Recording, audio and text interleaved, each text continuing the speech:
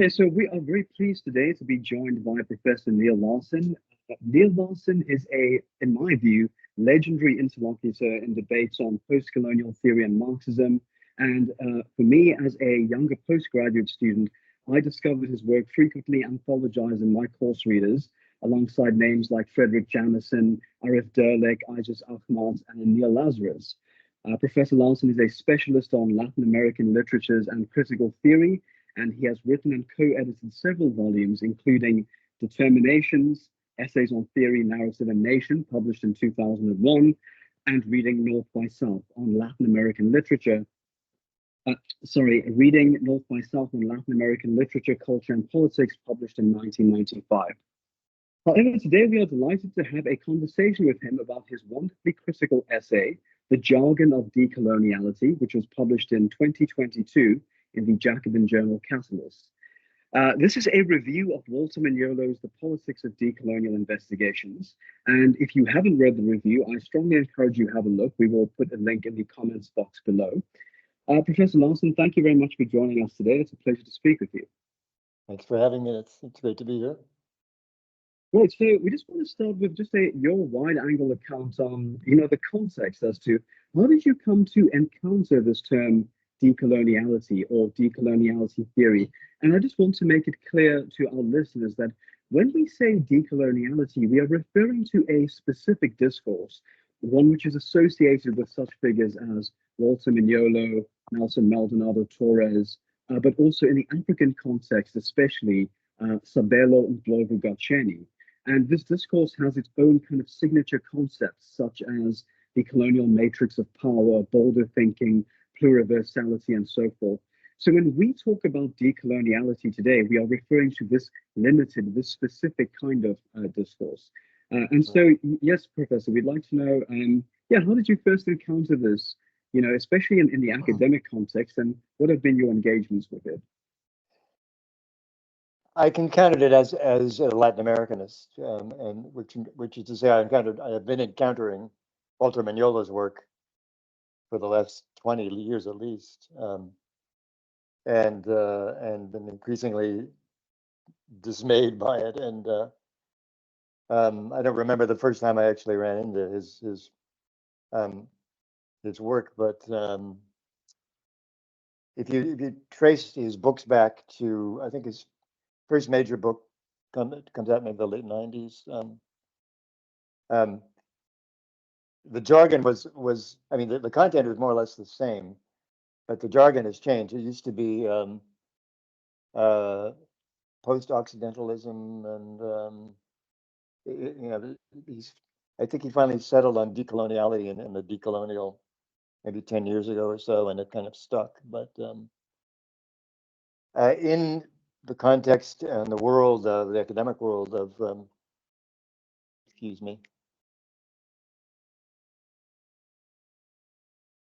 telephone. Silence my phone here. Mignolo began to play a bigger and bigger role.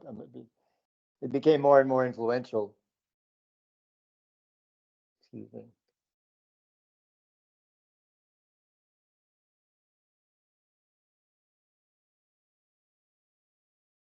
And I would get asked from time to time to review manuscripts that had been submitted to Duke University Press in particular, which has been over the years more or less his vanity press. He can publish whatever he likes there.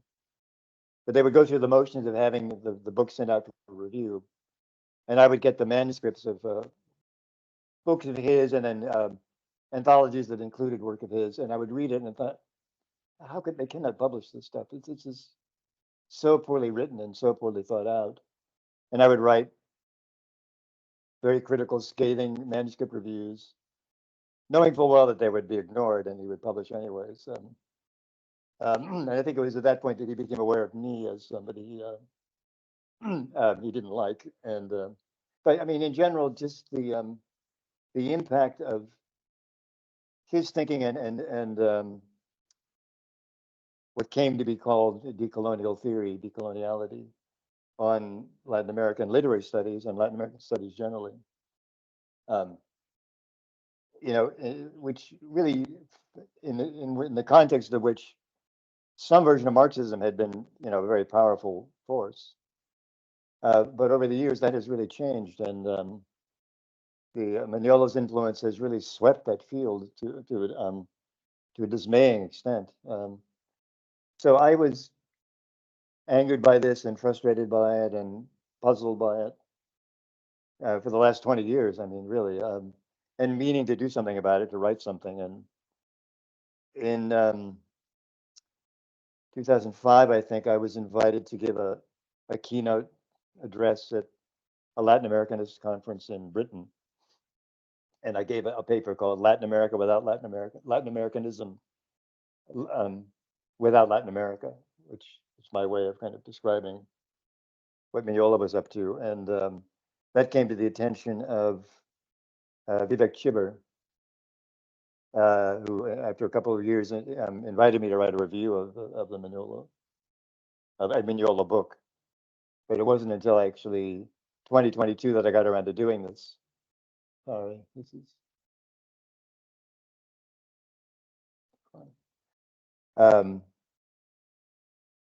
So the original idea was to write a short, 1,000-word review of the Politics of Decolonial Investigations. But as I began to write it, it turned into something much bigger. And they were at Catalyst. They were kind enough to publish the whole thing. So I've been reading, or let's say trying to read Mignolo for a long time, and appalled by it, frankly. But at the same time, trying to understand where it's coming from and what the appeal could possibly be. I used to I used to go to Duke fairly frequently for conferences and whatnot, and I got to know some of the faculty there, and Frederick Jameson, of course, was there, and in fact, he's the one I think who brought in Mignolo, and then a lot of the grad students. So I met Mignolo early on. He's not on the personal level, he's not an unsympathetic character. I mean, he's actually a fairly nice guy, which is kind of puzzling, but or maybe not, I don't know. So I mean, I have nothing against him personally. I mean, for all I know, he's a perfectly decent person, but the intellectual impact, the political impact of his work, both within Latin American studies and more generally, it's just been disastrous.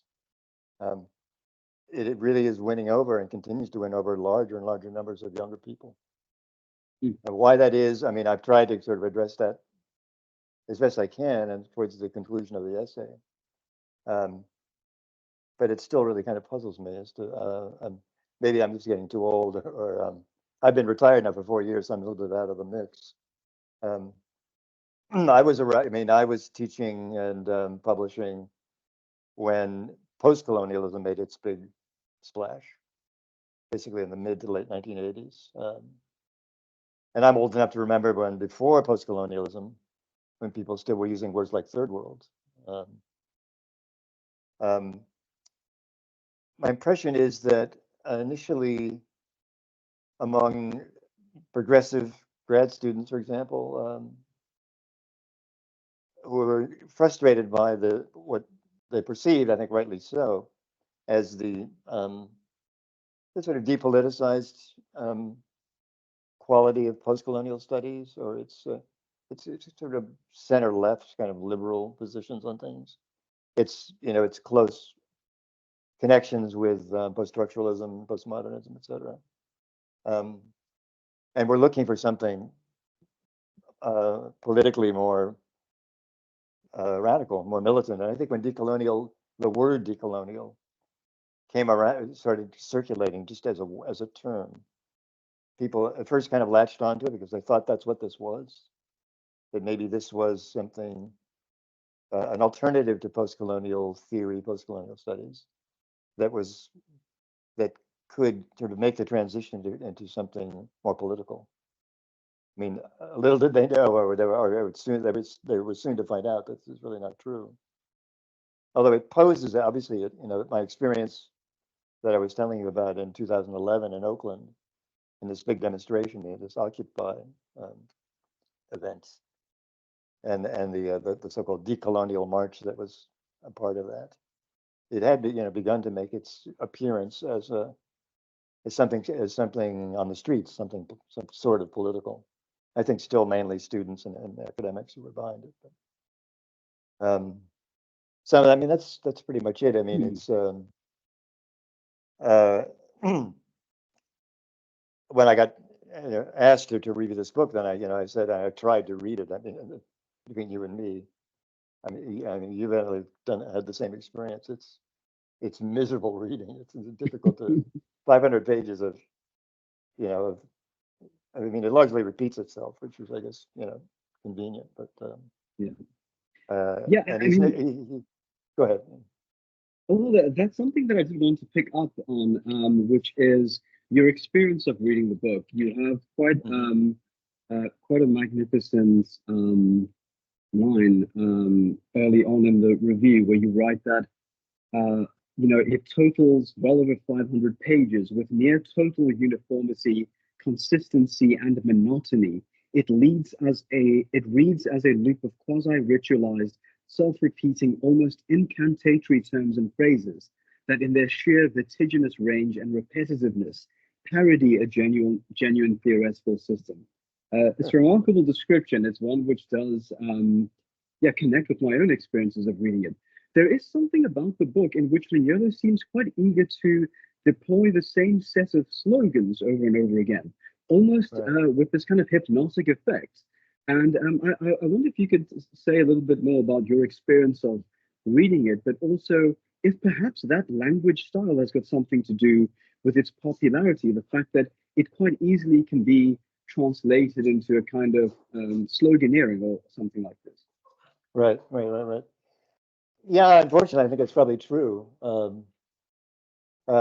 was having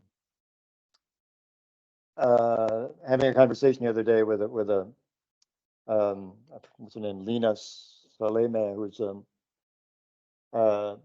teaches at the École Normale in Paris, who kind of had read my review of Mignolo and sort of considers herself to be some kind of a decolonial scholar, but was curious about my position on things. And we got to discussing this term pluriversality. And no matter how hard I tried to explain why I think what an absurd term that is, as I say in the essay, you might as well call it pluriuniversality. I mean, what's it's an oxymoron. I mean, it doesn't really makes no sense. I couldn't get through to her at all. She was perplexed as to why I didn't think this was philosophically, logically a meaningful term at all. Why I think it's so empty. So that's one indication, and she's a very smart person. So apparently this does appeal to people. I mean, the argument I make, which seemed to me kind of obvious, but maybe not, is that if you get rid of universality and the whole concept of universals, then you get rid of particulars too. The two go together. You can't really think without, I mean, you can be wary of claims to universality, false claims to universality. And I mean, the actual thing called Eurocentrism, which does exist after all, certainly is guilty of that. But you can't just exile the whole notion of the universal from your thinking and still think, because with that you're going to get rid of the particular as well. I mean, it just doesn't work. So it's not just the jargon; it's the fact that these are empty terms. They don't really.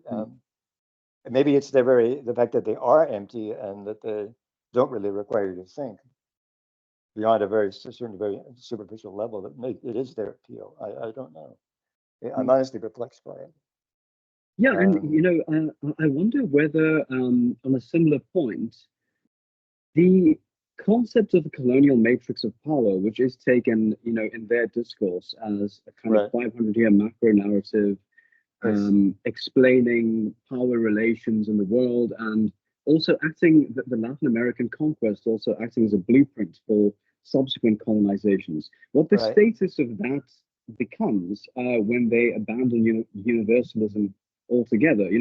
How does one then agree that that is in fact a set of historical phenomena that actually took Right, place? right. Yeah, Yeah.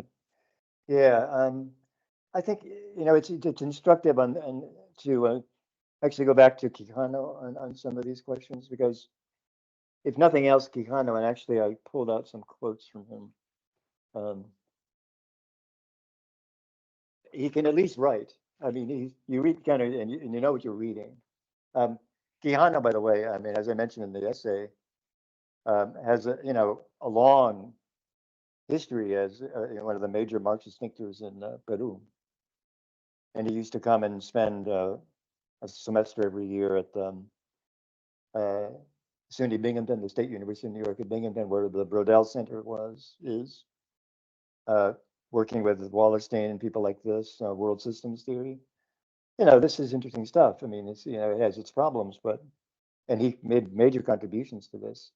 But at a certain point, and it seems to date back to this essay that Mignolo cites as being formative of decolonial theory, decolonial studies, and I think in 1990, that he coins this concept of the colonial matrix of power.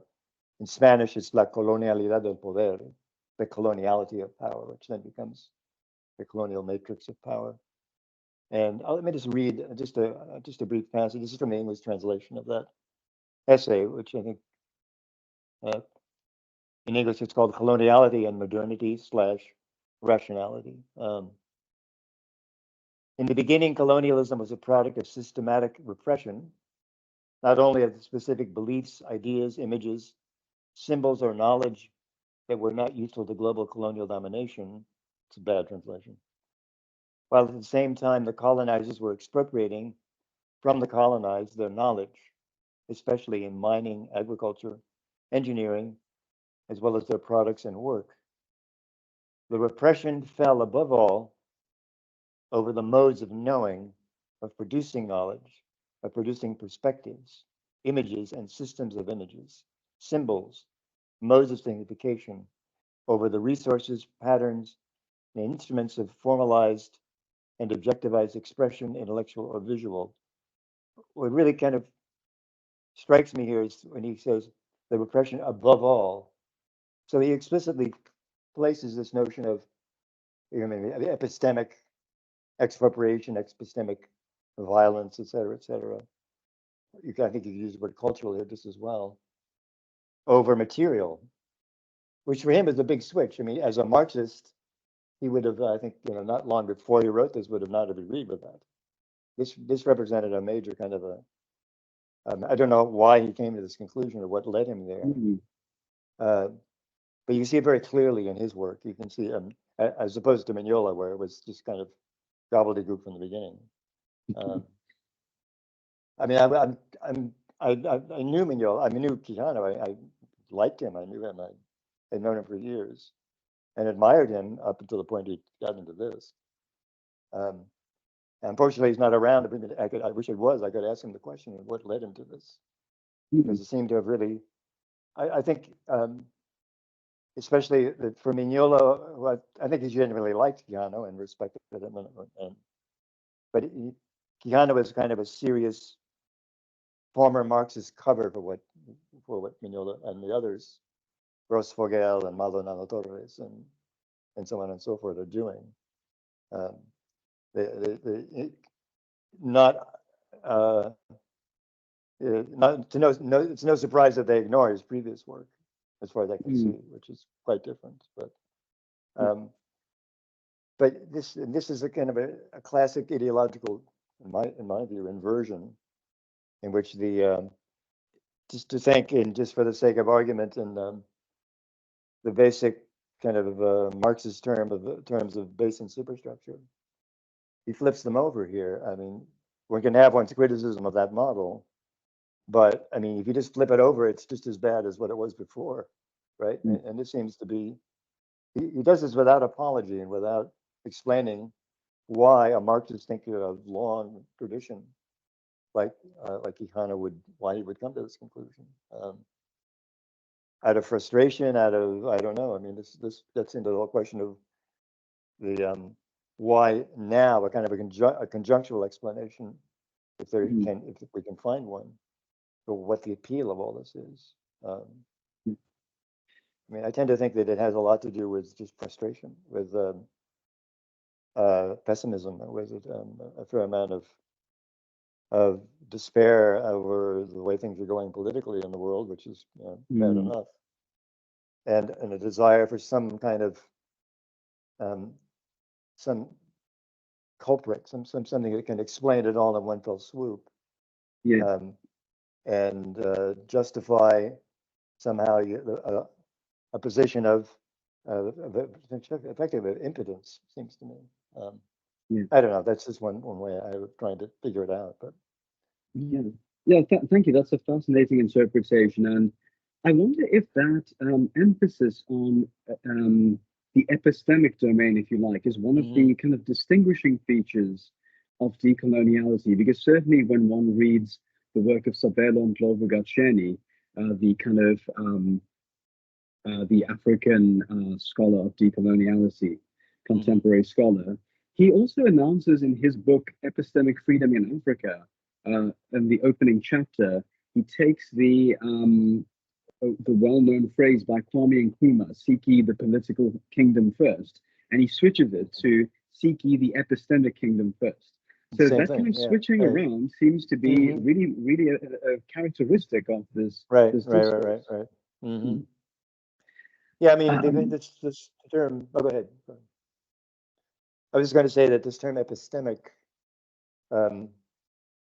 it has a genealogy of its own intellectually, at least in the kind of on the academic left, or not left. It's reminiscent of Foucault, of course. So that's sort of the Foucault of what was the book where he talks about epistemes and epistemic ruptures and so on, Althusser.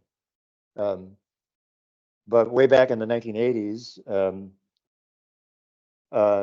when Gayatri Spivak published what became this widely anthologized essay of hers, Can the Subaltern Speak? Actually, it's Can the Subaltern Speak? And that's where the emphasis belongs. She used this term epistemic violence there in that essay. And as that essay became almost legendary and widely influential, I think it kind of crept. I don't know whether Mignolo would be aware of it or acknowledge it, but I think there's the post-structural deconstructionist imprint here as well, even though it's kind of faded out of view. Mignolo himself got his start studying semiotics. He was trained both as a scholar of colonial, curiously enough, Latin American colonial literature, but also semiotics in the Sorbonne, actually. And then he was taught for years at the University of Michigan and ended up at Duke. But if you look at his earlier work, the influence of some version of both structuralism and in the guise of semiotics, and then later post-structuralism is much clearer there. I think as he donned the mantle of the great hero and champion of the indigenous and the colonized and the anti-Western, he dropped his affiliation, his overt connections to post-structuralism, but it's definitely there in his intellectual genealogy, and it has never really been overcome, I don't think. I mean, there was never. I mean, unlike Quijano, who has a long intellectual history as a Marxist with Marxism, Mignolo has no such thing. He was never involved with that at all. I think he would consider himself to be someone on the left in some sense, but not in the sense of any kind of relationship to Marxism at all. Interesting. And, on the subject of the kind of precursors to decoloniality, because obviously they do to some extent draw on Marxism, world systems theory, post-colonialism, post-structuralism. All of those are to some extent tied up in their discourse, although they do try to explicitly disavow post-colonialism, especially by saying that one of their departures is that they refuse the Eurocentric emphasis and are going to shift the geographies of reason, as they like to put it. But on the subject of these precursors, I just wanted to ask you about the critique that is sometimes made that a lot of what appear to be innovations in decoloniality are actually terms with a bit of an older pedigree that they've kind of put into this new gleaming language that then tends to seduce people. And so, those of us who have been studying African literature and African history were for a long time productively using the term neocolonialism. Neocolonialism we use not only to describe the material relations of predatory economic relations that survived the withdrawal of administrative colonialism, but we also use the word neocolonialism to refer to the ongoing contagion of Eurocentrism or colonial ways of thinking in the cultures and societies and so on, in Africa. And so I find it quite astonishing when people quote Nelson Maldonado Torres or quote Walter Mignolo on this word coloniality, because they like to insist colonialism has ended, but coloniality has survived. So this is some remarkable insight. It's like, what happened to neocolonialism? We've always known this. We've known this for the better part of half a century onwards. Right. Is there something, do you think, to that actually the decolonialists have obscured the extent to which they have borrowed from quite a functional pre-existing critical vocabulary?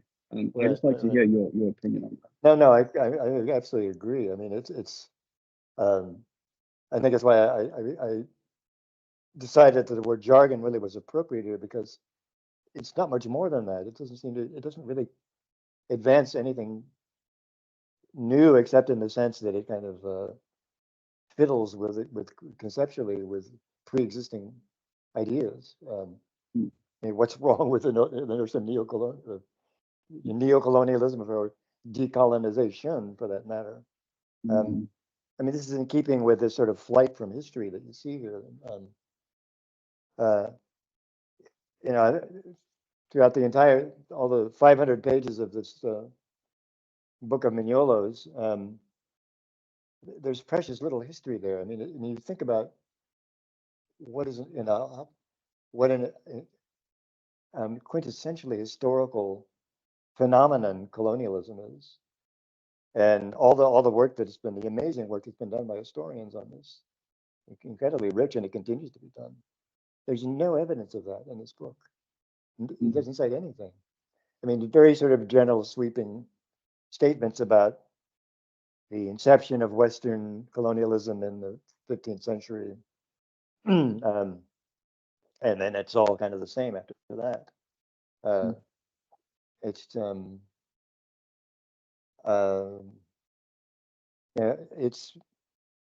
why that is. I mean, to actually, for someone like Mignolo or one of these decolonial avatars, to suddenly kind of discover the history of colonialism, of neocolonialism, the anti-colonial movements, and to incorporate that into what they're doing. I mean, that's beyond them. I think I think they're already invested in a kind of an intellectual system, if you can call it that, that purposely keeps all that out.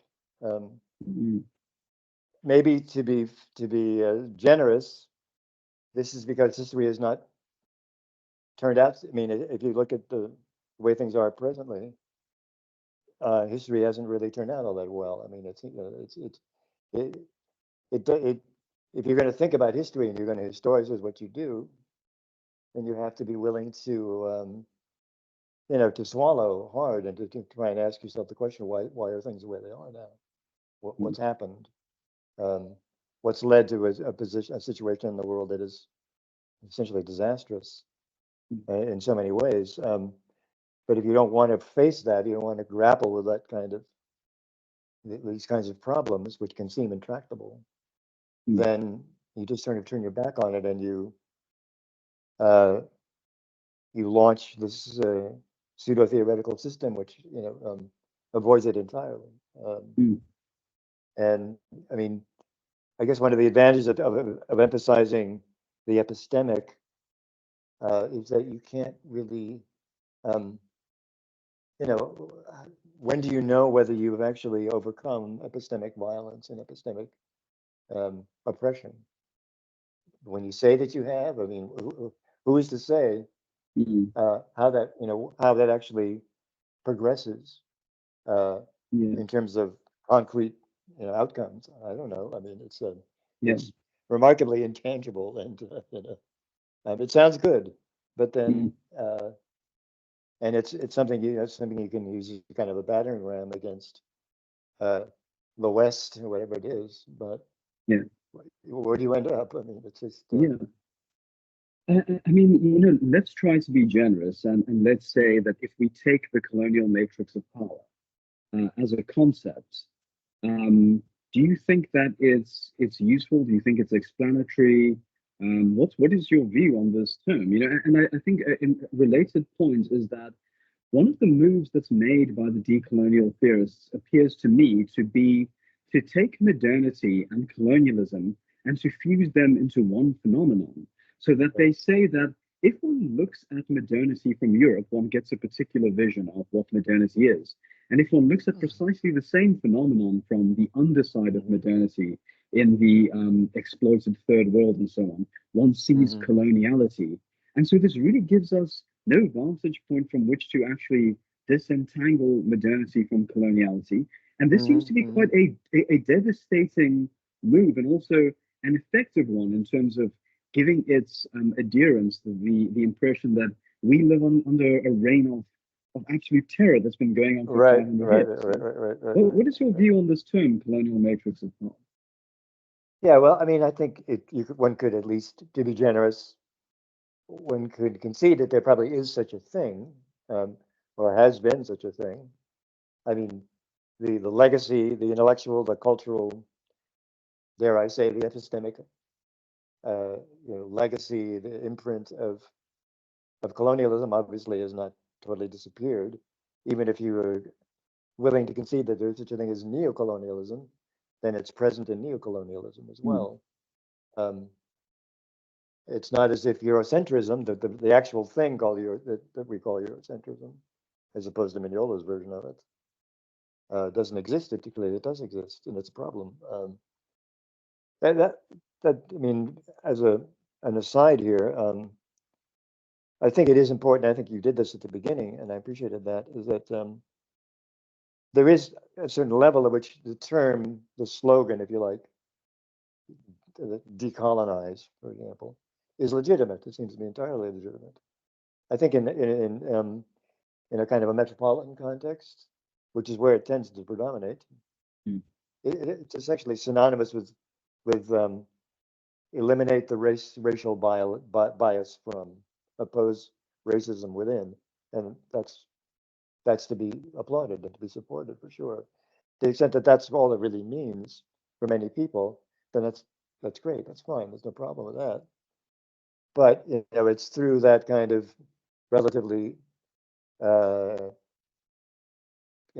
innocent, if you like, kind of use of the term that this other kind of intellectual imposture really kind of enters in evidently. But yeah, coloniality matrix. I mean, it's you can see the passage that I quoted from Quijano, which is really it's useful to read the Quijano because you get a much clearer picture of what exactly is at stake intellectually, what the move was, right?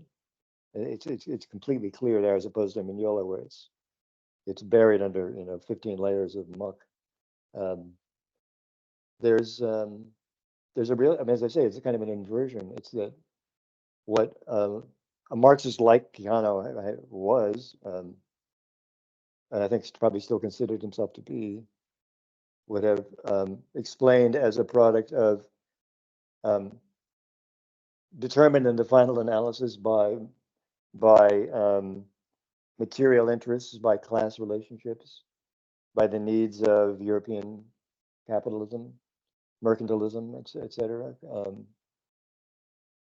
Suddenly becomes a matter of culture and images and perspectives and so on, right? It's not as if the material dimension of of colonialism and neocolonialism have disappeared, but they become somehow subordinated. What really matters is this reversing this epistemic expropriation, as he terms it, as if one would ever know if one had done this, and we don't know exactly how that works. So the problem, I think, there is the, I guess, in a sort of an old-fashioned Marxist sense, would be the idealism of that, the fact that it parts company with a materialist approach, and I think with history itself at a certain point. What's the history of epistemic expropriation? I mean, when did it begin? Was it always been the same ever since the beginning? Are there gradations? Did it actually advance in this and such and such a time and place? How could you tell? I mean, it seems it happened in one fell swoop. And I don't know, in what, 1492 or? Yeah, did this become? because one of their most kind of perplexing moves is trying to turn René Descartes into the poster child for a certain vision of Western epistemology, which is this instrumental rationality, subject-object relation, all of nature is a resource to be exploited, and so on. And so I think you're right. It does feel as though, that they want to find this kind of originary moment, in which this Western epistemology, and they pin it on Descartes. I think not much. Yes. Enrique Dussel is another of the group. Although I kind of classify him with Quijano because he does have a respectable intellectual history. He's done a lot of interesting work. I mean, I was kind of dismayed to see him getting recruited into the Mignolo mafia, but at some place he actually, I think one of his books he said is the ego cogito becomes the ego conquiro. So I think the Cartesian cogito becomes the Cartesian, as in Hernan Cortés, I conquer. He conflates these two things. Is there a relationship? Probably, but I mean, they can't be conflated like this. I mean, it's does that mean that anytime I employ the kinds of calculus, I mean, after all, Descartes had a lot to do with inventing calculus, I'm being a colonialist? I mean, obviously, Dussel wouldn't think this, but if you follow along with this reasoning, you're sort of forced into absurdities like that. Yeah, and it is a kind of conflation that one encounters over and over in the literature, a conflation between Eurocentric and European. And sometimes that conflation is made even one sentence after the other in terms of the interchangeability of the descriptive word of the descriptor European or Eurocentric. But there's another conflation that I'm curious to get your opinion on, and this is the conflation that happens between the word decoloniality and then I suppose the word intellectual decolonization or something like this. So there's a sense in which Mignolo has quite actively tried to, in my opinion, fraudulently claim the whole heritage of decolonization thought as being decolonial. And as I mentioned to you earlier, I had really, even 10 years ago, had never heard the word decolonial. It was not a word that was circulating at all. And certainly one would never describe Frantz Fanon as decolonial. One would never describe Samir Amin as decolonial. This is a new public relations move. And so, I wonder if there is perhaps a danger, like you mentioned earlier, there is a certain innocence to the call to decolonize if it means to remove racism, to remove a Eurocentric or Western bias. But I think what's happened is that by conflating that decolonization discourse with decoloniality per se, Mignolo and his whole kind of crew have secretly smuggled in some of the very controversial propositions that animate their own discourse. The relativism, the identitarianism, the culturalism, as you call it. And so it does seem now that they've created a situation in which to oppose them means at one and the same time to go against that, sometimes quite incommensurable You Hmm. yeah, I guess heritage of thought. Do you have Right. any remark on that? Yeah. I mean, hmm,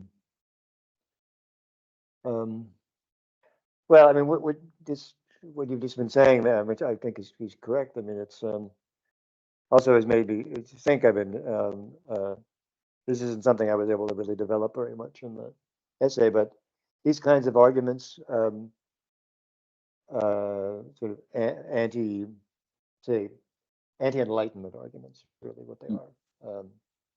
Since Europe and the Enlightenment are kind of collapse into each other, um, have a long pedigree in Europe itself with European irrationalism. This is Mm, why it's no accident, I think, that Mignolo has a kind of a fondness for German irrationalist philosophy and sort of German right-wing conservative philosophy.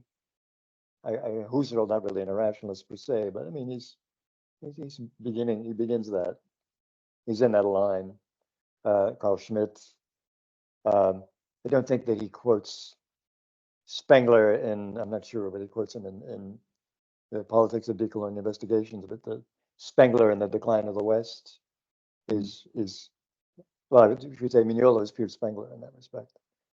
With obviously Spengler was not happy about the decline of the West, and as presumably Mignolo would be, but it's the same kind of it's in other words there's a solidly European genealogy to mm, anti-European, anti-Enlightenment thinking. Nietzsche, Heidegger, all these people. mm, Um, so the claim that you're somehow being non-Western or you've expunged all European influence from your thinking by adopting these kinds of standpoints is absurd. It couldn't be more false. mm, Uh, so yeah, I mean, and the relativism. I mean, this is all something you would have found in leading into European fascism. These mm, are the kinds of viewpoints that found. I mean, not the only ones, and they didn't exclusively lead there, but they found expression there. mm, Um, one of my favorite books, although it's kind of a not, it doesn't get much respect in the last 50 years, is Georg Lukács wrote this book called The Destruction of Reason, where he wrote it during World War II about sort of the roots of fascism and Nazism in German irrationalist philosophy, beginning with, I don't know, Schelling or something. Um, Maybe a little bit of an exaggeration there, but it's a useful thing to read because you start recognizing in Lukács's account of Nietzschean, Heideggerian, Karl Jaspers, people like this. Um, it sounds like Mignolo, but there's a lot of affinity there for this kind of thinking. I don't think mm, Mignolo was even aware of it, but and it actually, it's no accident that Mignolo was his intellectual formation has everything to do with post-structuralism, and to that extent, I think with Nietzsche and Heidegger probably as well. And they're there. I mean, they're not consciously part of his thinking anymore, but they're definitely there. Um, so, um, I mean, in the end, it all really comes down to, seems to me, whether or not you were willing to um, subscribe to the theory, which is my understanding is the Marxist theory, that capitalism has its origins as a form of society, as a mode of production in Europe, and specifically in Northern and Western Europe, for exclusively historical reasons, nothing whatsoever to do with culture.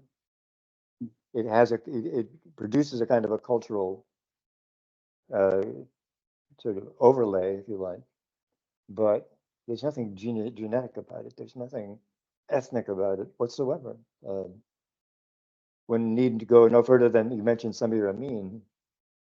Amin's not the only one, but his account of the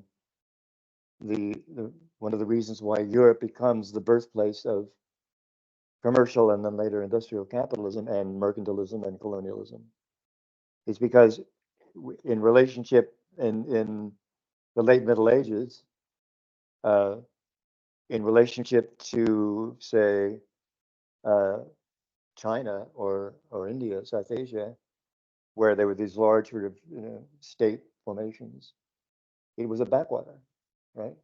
It was fragmentary, all these little principalities, and it was that's what enabled according to this argument, the local merchants to gain power over, to get to essentially conquer the state at a certain point, because it was a place where development was, it was the undeveloped part of the world. So here is a case in which it wasn't exactly colonized in the modern sense of the word, although it had been, but in the ancient world. But Europe in, I don't know, the 14th century, say, in relationship to Asia and the Eastern Mediterranean, even, right, was it was a backwater. They were far less developed in economic terms and in civilizational terms. And this is what, ironically, it was this, I think the title of one of Amin's books is Unequal Development, right? It's the law of uneven development that explains, at least up to a point, the origins of capitalism and therefore colonialism and everything that comes as a result of that in Northwestern Europe. Right? So it could have happened elsewhere. Right? Clearly, it didn't, but it could have.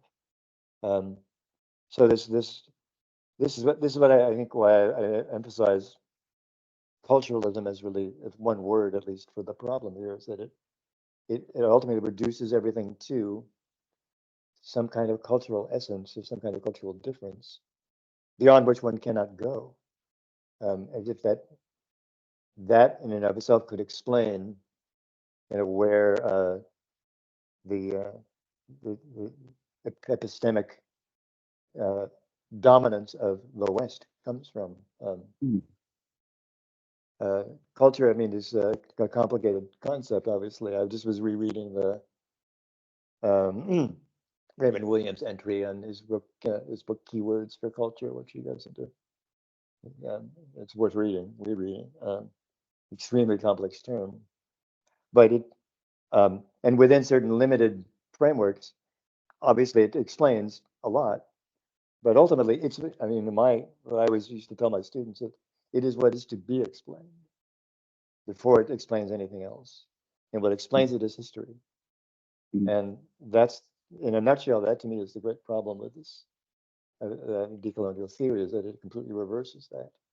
And as a result, it becomes impotent. It seems to me it can't really get any purchase on actual social, political developments, or even cultural developments, for that matter. Yeah, and picking up on, you mentioned Carl Schmitt, and there is this this kind of oddness in Mignolo with him quoting from German conservative sources. Yes. But given his express kind of project, but also another moment in your review, which also points out another kind of odd outcome of taking Mignolo's program, if you can call it that, seriously, which is and I'm quoting from your review here, you said that by rejecting as Eurocentric and westernized all claims to universality, Mignolo clears a path for the surreptitious re-entry of still other thinly disguised universals, far more insidious than self-parodies like pluriversality, so long that is, as they possess the alibi of being anti-Western. And you then talk about his endorsement of China, Russia, Iran, and a flagrant decolonial flirtation with autocracy and great nation chauvinisms. Now, to me, this is a really devastating critique of Mignolo's work. How on earth is it that one can expect, sensible people on the left, sensible progressives, sensible people who are opposed to oppression and so on, to be willing to pass over a passage like this in his book and be willing to just not really take seriously what it's saying. I mean, can you tell us a little bit more about this? Yeah, I mean, I would be surprised if even some of the card-carrying decolonial theorists, whatever the word is, would go as far as to subscribe to what Mignolo is saying there. Mignolo, I think, is kind of, to be fair to Mignolo, I mean, I don't know if this is being fair exactly, but you know, the man is in his 80s, still teaching, as far as I know, and I think there's a kind of a bit of a buffoonish character to some of what he does. I mean, it's hard to believe that he would come out with those kinds of statements, even if he believes it, right? That he would just sort of let it out like that. Maybe he just doesn't care. Maybe he really does. I mean, evidently he does believe it. But the sort of sympathy, not just for, you know, for Deng Xiaoping and for presumably for the current Chinese leadership. You know, not that I'm not one of these knee-jerk anti-China people if I need to stretch, but I'm no apologist for U.S. imperialism, and nor is Mignolo for that matter. But I guess, you know, this is just an indication of, you know, Mignolo, I think he's, I use the word buffoon, that's probably not quite the word, but I think he's so taken with himself and so intoxicated by his own jargon and his own kind of vision, you know, kind of vainglorious self-image that he runs with these ideas. So the anti-Western, anything that's anti-Western, including including you know, Putin and including the mullahs in Iran, and this is something to be said for this. I would imagine in conversation he would acknowledge that there's some problems there. And he doesn't sort of go around with banners, you know, celebrating the current leadership in Iran or Erdogan in Turkey. But this is what he essentially says in the book, right? Mm. And I mean, this is where it leads, I suppose. Here, what you can see here is kind of a conflation between the West in a broader, more sort of a grander sort of intellectual, historical, philosophical sense as Enlightenment, Descartes, and the West in its current, as NATO, for example. The West is NATO and the EU, or something like that. These get conflated, you know, become the same West all of a sudden. Therefore, whatever is opposed to that in the current international power structure is to be apparently to be celebrated, or at least to be regarded with some sympathy. You know, it's yeah, it's crazy. I mean, I don't think this was, of course, the book came out well before the war in Ukraine, the Russian invasion of Ukraine, and I don't think that Mignolo would have celebrated that. I doubt it. Still, I mean, it's one wonders what he would have made of it, though. It would be nice to sort of be able to ask him that question. Exactly, how does this war between Ukraine and Russia fit into your grand sort of view of the world is divided between East and West, or between West and the non-West? Hard to know what he would have said, but and again, I mean, here you see how the culturalist sort of culture is the ultimate kind of reality. How it even gets projected onto geography, right?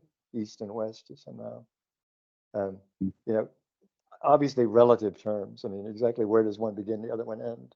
We know what we mean when we say them, yes, but where does the East begin? You know, where does it end? I mean, that shifts, you know, evidently. But this, but in this Manichaean world of that decolonial theory Mignolo has created, they aren't relative anymore. I mean, you know, everything else is relative, but they aren't. Right? I don't know. I don't know if that answers your question, but Yeah, thank you. I want to ask you a question about Mignolo right now, and so I'm going to begin by quoting from his book on decoloniality.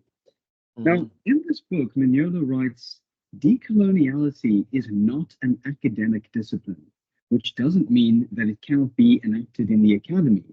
And then, Yes. a few lines down, he says, for example, if you apply to get grants or fellowships to engage in decolonial practices, be sure that you will not get them.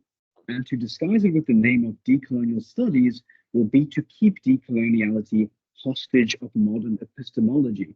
Now, I would like to ask you what you make of Mignolo's frequent characterizations of decoloniality as a minority discourse, as a kind of anti-hegemonic discourse, when I Uh, think, as you've already mentioned yourself, this gentleman is kind of housed at Duke University. He's a distinguished professor.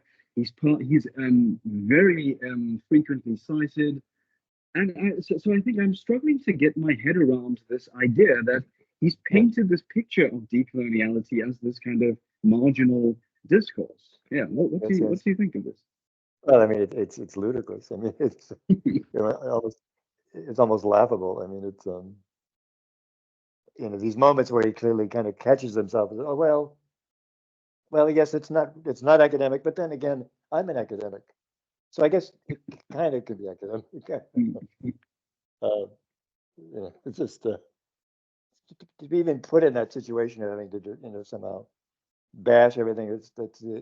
As an academic being anti-academic, an indication of how how hopeless this whole intellectual quest is. But yeah, no, it's and even if what you're describing at the University of Cape Town, it's anything but not hegemonic. I mean, it's being adopted by administrators, so which doesn't surprise me.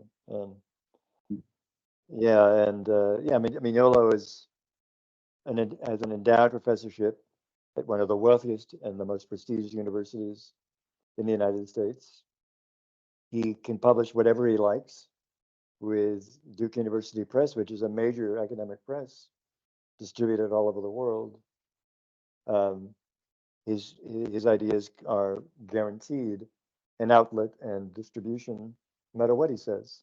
Mm, Um, so for him to turn around and say, "Well, beware of the academy," I mean, mm, he's the first one who should, um, issue the mea culpas because that's the last thing he's doing. Nor should he. I mean, I'm not saying he should.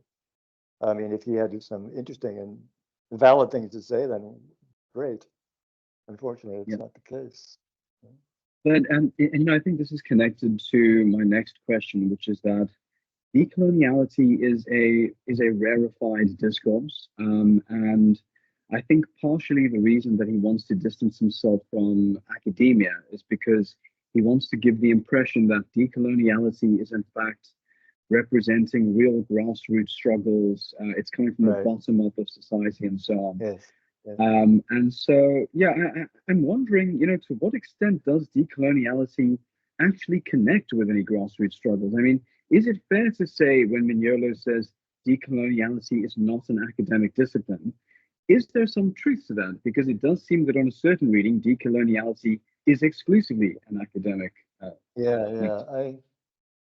I mean, to be honest, I don't know for sure about this. Mm, I suspect it does not connect anything outside of the academy, mm, except, I mean, insofar as intellectuals are academics and are sometimes also involved in their own way and in political movements, then maybe some kind of a mediated link there.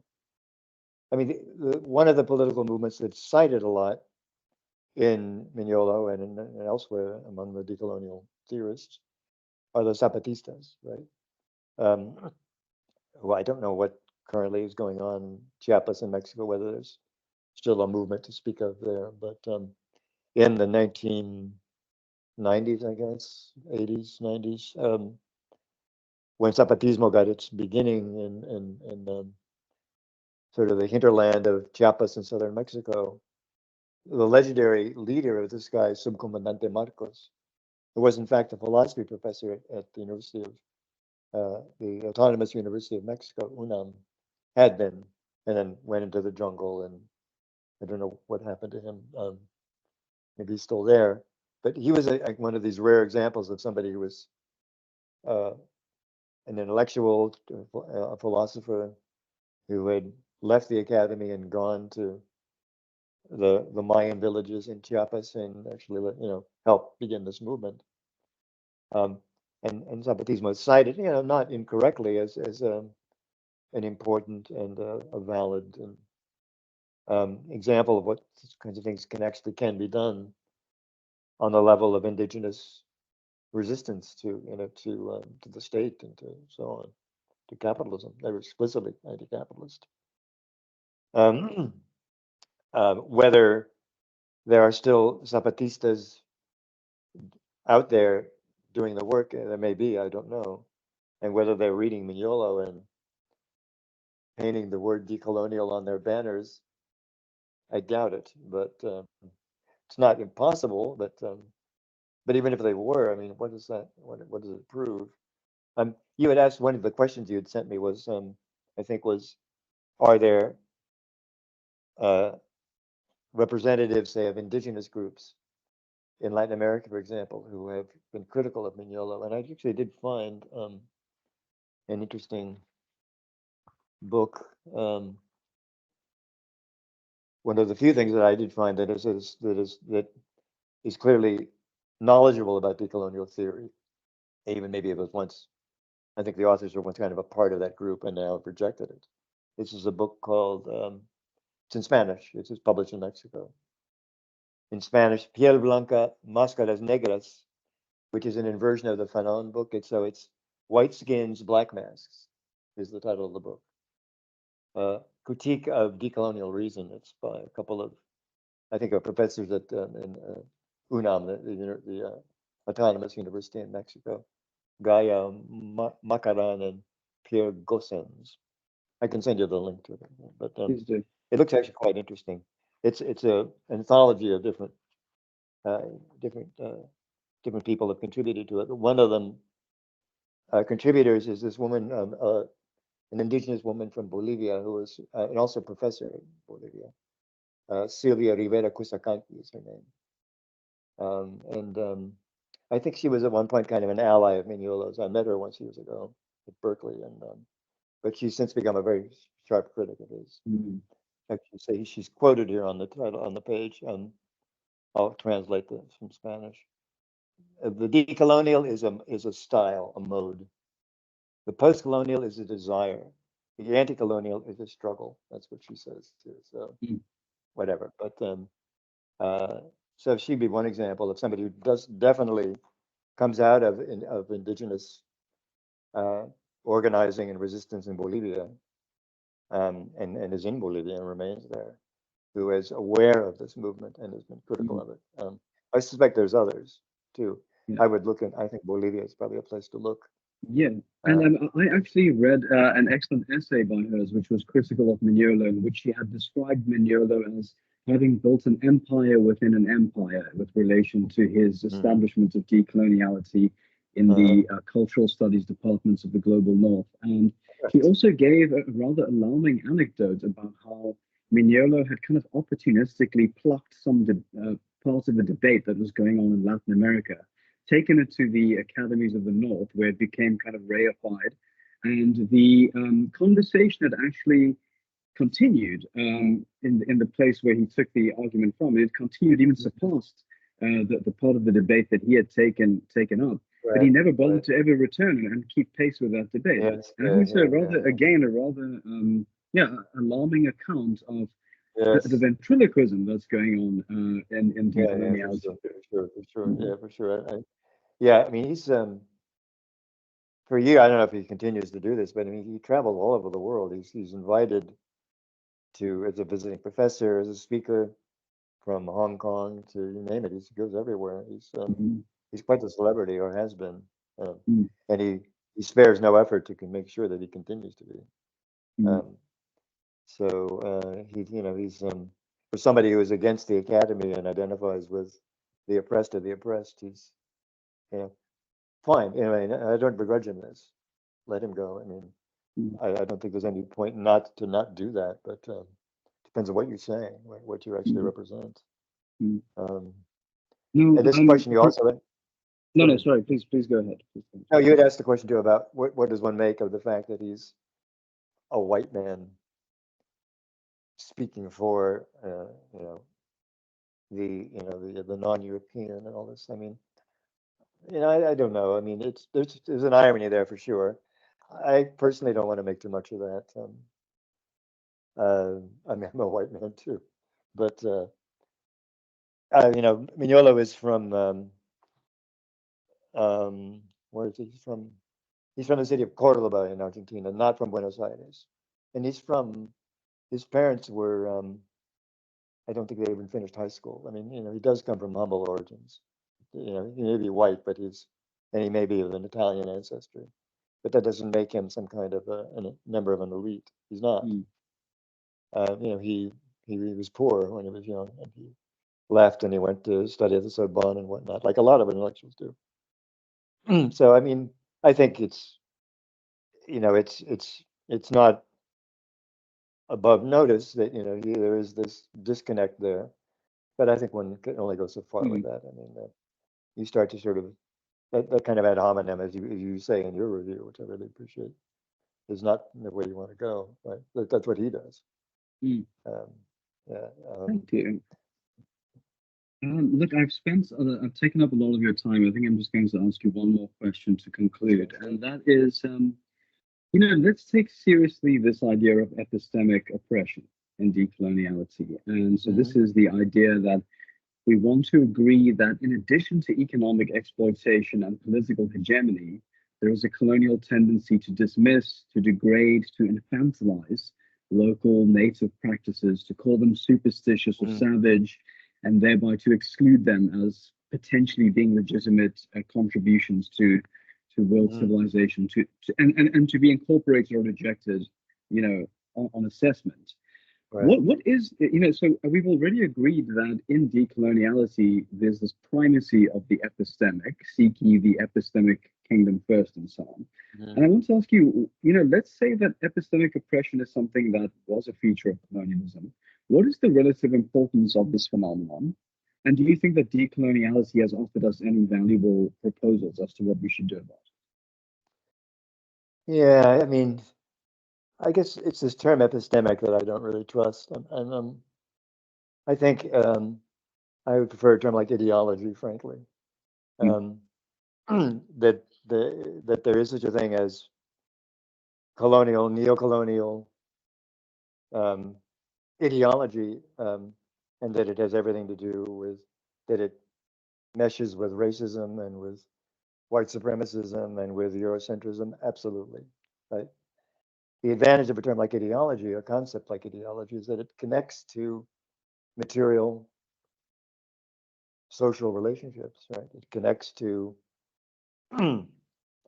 class, it connects to capital, it connects to anti-capital, right? I mean, as it was developed by Marx and by Engels, for example, and by innumerable other theorists ever since. I mean, maybe I shouldn't put it this way, but what's wrong with that concept? It's served us pretty well. Why would one sort of give up on a concept like that, which encompasses the epistemic? I mean, it includes intellectual manifestations and so on. I don't know whether one wants to argue with it that that say calculus is ideological. I don't think so, but its origins in Western rationalism clearly are tainted with ideology of a certain kind. So I would say yes, insofar as the epistemic can be mediated within the ideological, it can be grasped as itself a kind of a nuanced form of the ideological, or something that has an ideological expression, or maybe vice versa. Yes, but otherwise, I just don't see. I'm suspicious from the beginning of this notion of the epistemic per se. I think actually its origins are in Foucault. I mean, not that I don't like Foucault, and that's something to be learned from Foucault, but it really kind of, I think, and this is where Mignolo gets it, even maybe he's not aware of it, out of a kind of tradition of the French philosophy of science, people like, I don't know, Gaston Bachelard, and there was a whole tradition of French philosophy, including philosophy of science, that was very that was formative and with people like Foucault and also Althusser. And it's out of this kind of tradition, which is not entirely negative. I mean, it had some contributions.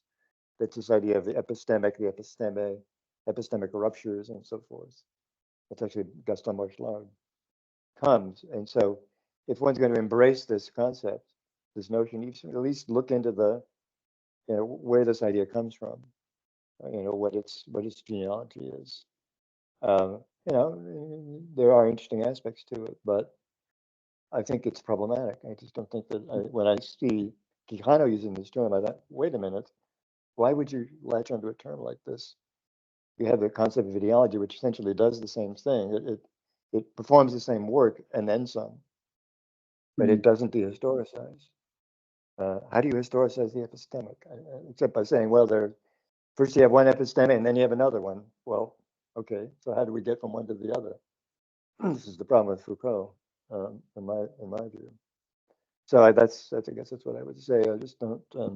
I mean, in a kind of a evocative sense, yeah, it's an interesting word. I mean, it does a certain amount of work. It makes a point, that knowledge, so-called, is not innocent, and that even the most abstract kinds of seemingly philosophical levels of ideation are not free and are potentially suffused with power relationships and with colonial the imprint and the legacy of colonialism, to be sure. But there are better ways of making that argument, seems to me, that don't require you to sort of jettison history, like in my view, the way this one does. So, I mean, that's my Marxist answer to that question, I guess. But I was going to one of the if you don't have to go. No, not at all. You'd asked about whether this is having any influence on literature. Whether there, I mean, and you quoted Eric Durlick, who I really admire. And it was definitely in the days of the post-colonial, it was definitely a kind of a way in which I'm not sure it's safe to say, it's actually accurate to say that there were novelists who went out and said, I'm going to write a post-colonial novel. But there were novelists who wrote novels that then lent themselves very, very easily to this kind of intellectual, world, so to speak. Whether this is happening with decolonial theory, I don't know, honestly. But I did find a book. I just sort of, I Googled decolonial and or ran it through academia.edu and see what I could come up with. And there is this book called, what's it called? This is the Canon, Decolonizing Your Bookshelf, by 3 different authors. I can send you the reference. It's kind of a self-help book, actually. Curiously, there's a book called Decolonize Self-Help, just in case you needed to decolonize self-help.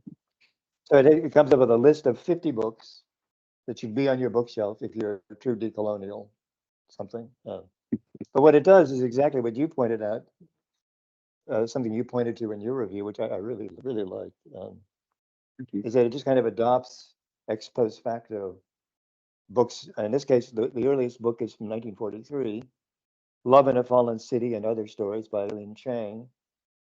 And then it includes things like Alejo Carpentier, The Lost Steps from 1953. Again, these are authors that didn't know they were decolonial, but evidently they were. Things Fall Apart by Achebe is apparently a decolonial book. I mean, okay, maybe it is, sure, but I mean, you see what's going on here. It needs a tradition. It needs a literary pedigree, and so it's finding one. And it ends up with, let's see, the last 5 books are NW, I guess that's Northwest by Zadie Smith, The Swan Book, Alexis Wright, A Brief History of 7 Killings by Marlon James, The Sellout by Paul Beatty, great book, The White Girl Love by that Tony Burt. Yeah, it's very funny. book. I mean, some good books in here for sure, great books. But so this is the, I don't think any of them were actually, I doubt that any of them were written consciously, self-consciously to be Yeah. identifying themselves as decolonial literature, but this is what it is. So Right. that's that is, and that's, I mean, there's a long, post-colonialism did the same thing, and it did the same thing with theory too. If you read, what's his name, Robert J.C. Young wrote this book on back in about 20 years ago, this big sort of introduction to post-colonial theory, a history of it. According to him, Gandhi, Che Guevara, right? They were all post-colonial theorists. They didn't know it, but they were, right? So I'm sure that the similar thing is going to go on here, right? Yeah. Well, you know, if you have some time, you're welcome to let me know when you need to leave. But yeah, I wanted to pick up on that. I was quite curious to know what you thought the value of decoloniality was specifically in relation to the reading of literature, because obviously, when one thinks of Marxism and post-colonialism, one thinks of some, you know, very valuable concepts that can be used to unlock a work of literature to not only explain the experience of reading, but also to see that work as how it emerges out of the world that produced it and its relationships with that world and so on. And I wondered, what can decoloniality, which is now a term that one, you know, decoloniality, decolonial aesthetics, decolonial aesthesis, as Mignolo likes to call it. Right, exactly. What can that, how can that enrich our reading of literature? And you know, do you have any view on that? I do. I was thinking about this. You got me thinking about this. The fact that decolonial, and at least in the Mignolo version of it, is so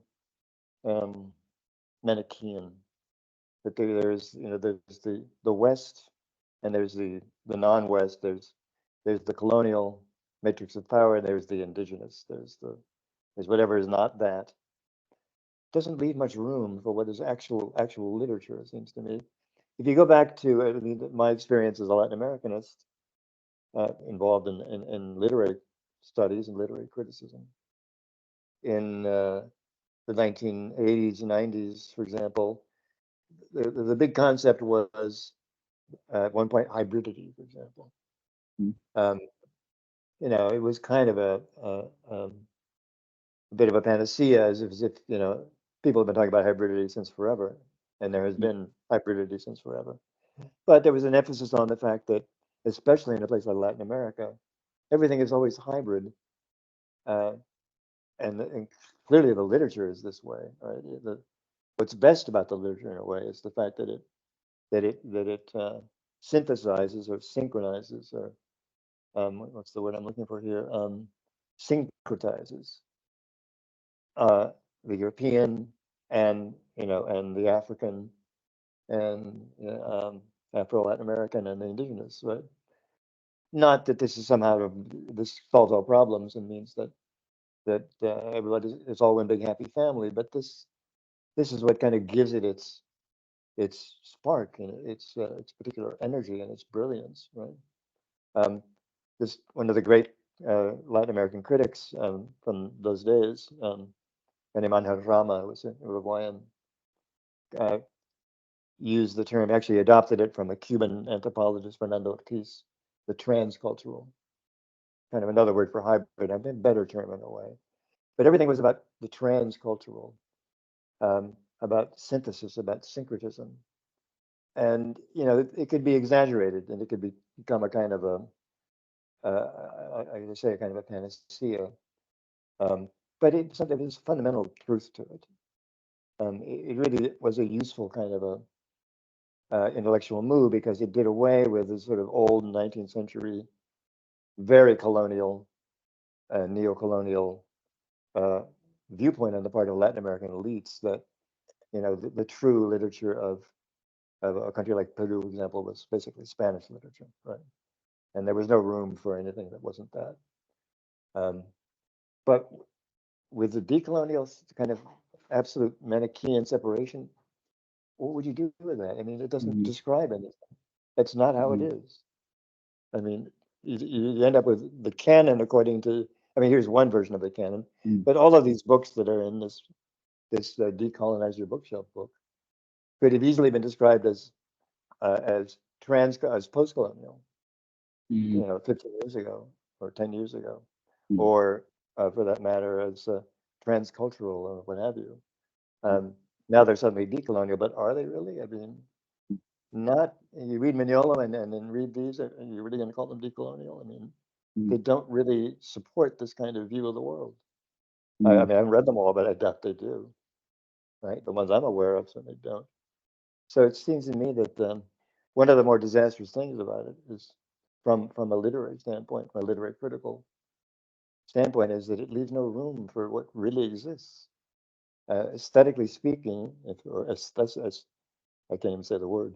Um, it seems to be empty, futile at best. I just don't see where it could go. And Mignolo's a literary scholar; he had to know better. mm. Um, so yeah, no, it's hard for me to imagine, and I could be wrong because I never would have imagined it would get this far, becoming a kind of actually giving rise to some kind of new, uh, some new phase of literary critical scholarship or awareness or insight. I seem to be doubtful, frankly, and I think that points to a quality that it has, which is kind of there's something sort of end of the world, something dystopian about it. I think it's kind of it's depressed, it's angry, it's things are not going well in the world, and indeed they are not. And it seems it wants a culprit, right? It wants it wants a sort of Manichaean. This is all evil. Salvation lies here. Uh, don't ask me how we actually get there because I have no idea. But and that's it, right? I mean, it seems kind of a product of exasperation and frankly of despair, I think, Yeah. and maybe a way in which that's its appeal. It's sad, but I think that might be true. So I don't know. When could go? I mean, when when I wrote the essay, I realized that, well, you know, it behooves me to try and at least pose the question of, since it is popular.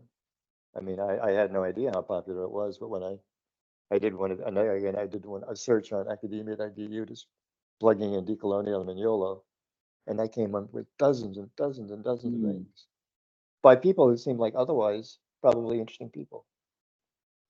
They're not. I think they were largely, frankly, naive about these things. But why what could be and my attempt at a theorist hypothesis, at least about this, was that if you my understanding of of the current phase of capitalism, capitalism in general, but also in its current phase, I get a lot.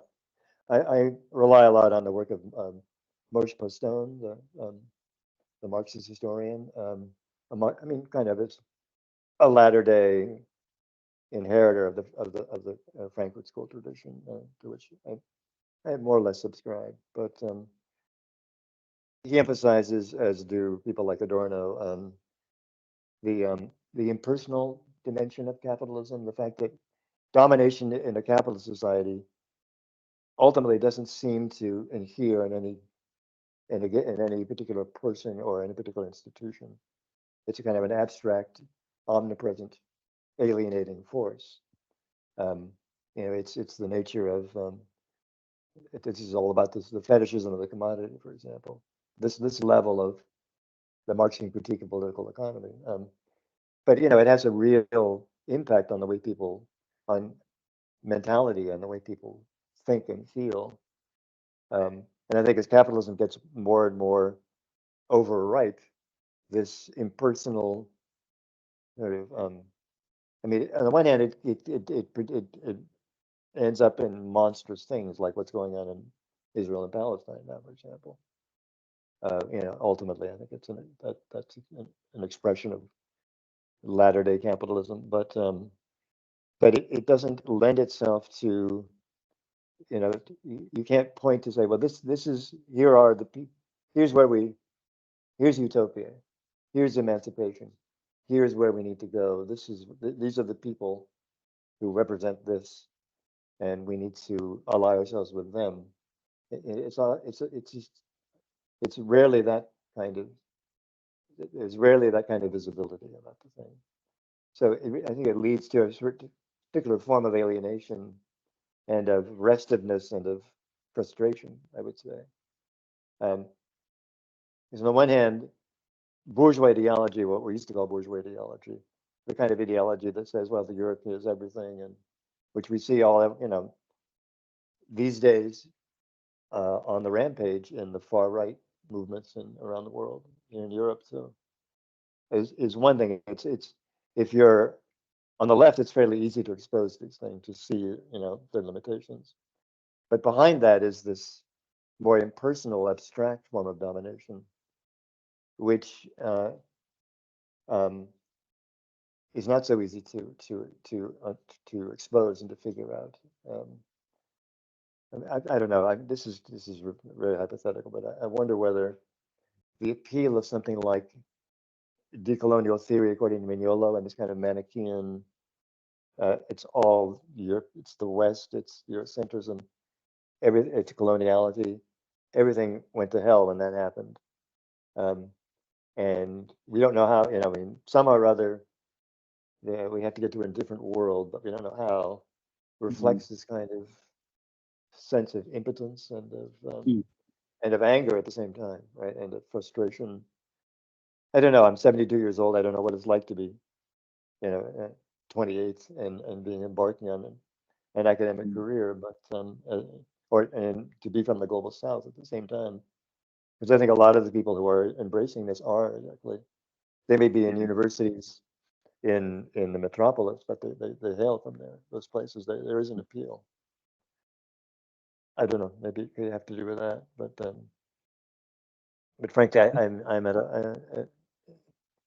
I reach a point where I'm at a loss to explain it. I really just don't know. But I do find it fascinating. I myself also, in trying to make sense of the popularity of this, have also been thinking about it in terms of something which arrives in the aftermath of a terrible disaster, and there's a hopelessness, there's an anger, there's a frustration. And I wonder if you are familiar with the Marxist literary critic, Jaifo.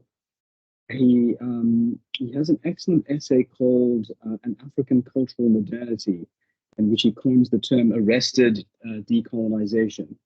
And actually, what he aimed to do in that essay was he aimed to give a synoptic account of three major themes that had characterized African literature from, let's say, the 1950s onward. And the first theme that he identified was alienation. The second theme was radical alterity and hegemony. And this was a theme in which he began to perceive in certain works of African literature this tendency to want to see the West as this alien, inimicable force that was bearing down on Africa. And it was almost insurmountable and really couldn't be opposed because of its extraordinary advantages in technology and military power and economy and so on. And then the third theme he called culturalism. And he said that in this theme, what we see is that the writers begin to reify this vision of the West and Africa, and they begin to take seriously the idea that there is this radical difference between the two, which also expresses itself in their culture. And that therefore, at one and the same time, culture is the thing which is under this massive onslaught, that is at the same time going to be the source that's going to provide the the nourishment, the power with which to oppose the West. And I think partially, what you're saying here, I think it actually tracks quite well with that reading. The idea that now having, in a state of terrible disaster, immiseration, oppression, and all the kind of global disasters that characterize the world today, we think back to culture, we think back to the epistemic, if you like, as the place that's going to be the source of our salvation. Yeah. No, I think I think there is That's not false. I mean, it's Mm. I don't think I use the word epistemic, but it struck me too that um, it looks back at the whole period of anti-colonial movements of decolonization after World War II, more or less. Let's say, I mean, maybe earlier than that. But, what Ejaz Ahmad calls the Bandung era, right? Which according to him ends in 1979 with the Iranian Revolution, and everything it gave rise to. If you look at it politically, you look at it, well, what is an average person in the Democratic Republic of Congo? What's their life like now? What is life like in Libya? What's life like in in the Amazon regions of Brazil? It's bad, right? Things are dire, and I mean, in the case of Latin America, anti-colonial movements go back to the 19th century, but the national liberation movements that swept Africa, let's say, and Asia, parts of Asia, in the latter half of the 20th century, early post-war. They had the heroic phase. They produced people like Nkrumah. They produced people like Amilcar Cabral in Guinea-Bissau, for example. Great things, great people. But now look at you need to go no further than Fanon to get a scathing denunciation of some of these regimes. And yet, the cultural manifestations of this movement, the literature it gave rise to, cannot be gainsaid. I mean, it lives on, and not to overdo it, but it seems to me that its contribution is immense, and it can't really be taken away. So on that level, one cannot say that this movement was for naught. I mean, it clearly was not. I mean, imagine if it hadn't taken place. There are people out there who wanted to reverse it. But to look at just at the literature that was produced as a consequence of this phase, I mean, great literature was written as a result. I'm not the only one to point this out. Lots of people have made this argument, but the cultural legacy of Bandung, if you want to use that term, is cannot be denied. Seems to me. Maybe that's not enough. That's not enough to make that's not going to make the revolution. But I mean, it's not nothing, right? The world is a kind of a different place as a result of that. So it's in a way, I guess you could argue it's a kind of there's unevenness there too, a kind of a disconnect of sort. But and one wants to go further, but that's not nothing. Seems to me. And this is certainly true in Latin America. You go back even, in a sense, the great Latin American literature, with some exceptions, doesn't really get produced until the 20th century, early 20th century, and especially in the 30s and 40s. But so it's kind of true there too. But again, I mean, with decolonial theory, where is it seems to be inequipped to even appreciate this. Right? It can't. Its conceptual structure does not allow it to, the kind of nuance is required.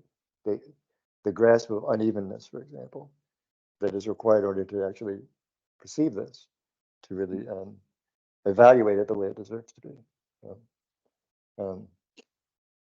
Hopefully, something else will come along, and maybe I don't know, but in the meantime, I'm curious. What's the name of the African critic you mentioned? I'll be happy to send the essay through to you on email. As Jaifo is the name. Yeah.